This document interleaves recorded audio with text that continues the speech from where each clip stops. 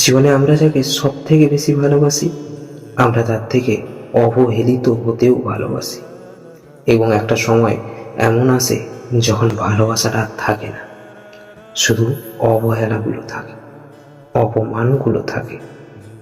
তুমি কাউকে ভালোবেসে তার জন্য নিজের 100% দিচ্ছ, সবটা দিচ্ছ, পয়সা খরচ করছো, নিজের সময় খরচ করছো, শুধু তাকে ভালোবাসো বলে।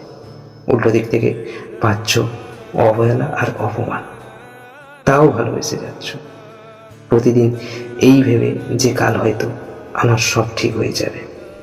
হয়তো উল্টো দিকের মানুষটা বুঝবে যে হ্যাঁ, আমি কষ্ট পাচ্ছি, কিন্তু তাও তাকে ছেড়ে যেতে পারছো না, তাও তাকে চিৎকার করে বলতে পারছো না, আমাকে আর অবহেলা করো না, আমাকে আর কষ্ট দিও না, আমাকে আর অপমান করো না। কারণ ওই যে ভালোবাসো।